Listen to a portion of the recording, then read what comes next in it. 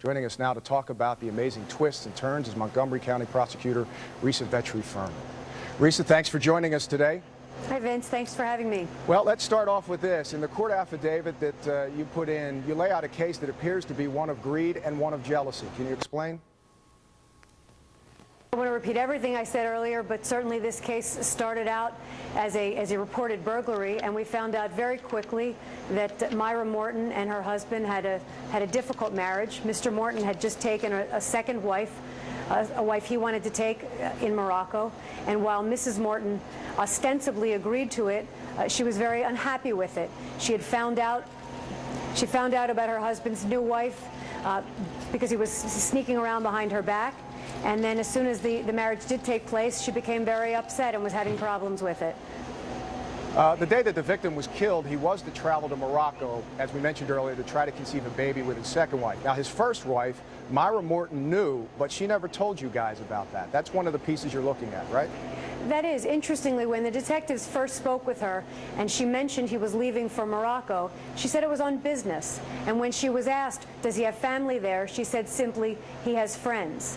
It wasn't until much later in the interview when they asked her, is there anything else you haven't told us or we haven't asked, she mentioned there was a second wife. She made it seem to us as if it was not a big deal, as if it was something she accepted and it was not a problem. But very quickly we found out it was in fact a problem, and we found out that Mr. Morton was traveling to go over to impregnate, hopefully, his new wife. They wanted to have a child. She was preparing for that. She was in fact ovulating, and it was this trip that was designed to help them conceive this child. Okay. You allege that the motive here is money. The family worth somewhere in the neighborhood of about $6 million. We also understand from the affidavit the victim is killed with his own gun, but no blood found on her. What about her fingerprints or gunpowder residue? Any of that found on her?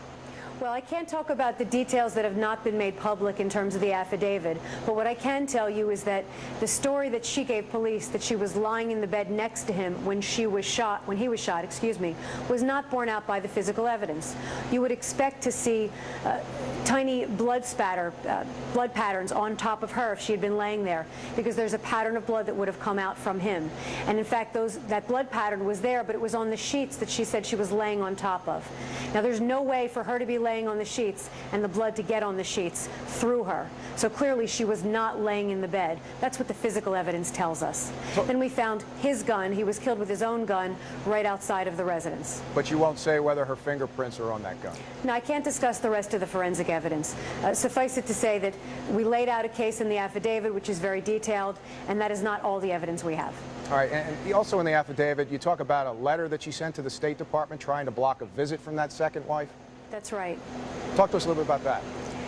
When State Department officials heard about this killing, and they heard about the people involved, someone contacted us. They told us that they had received what they refer to as a poison pen letter, and it was a letter in which Mrs. Morton wrote to the State Department urging them not to let this other woman come to the United States. She wrote that her husband had taken this other wife, that she, Mrs. Morton, was a victim of polygamy, and tried to make it sound as if this new wife was a terrorist or was going to do something to harm the United States, and we should not let her into our country.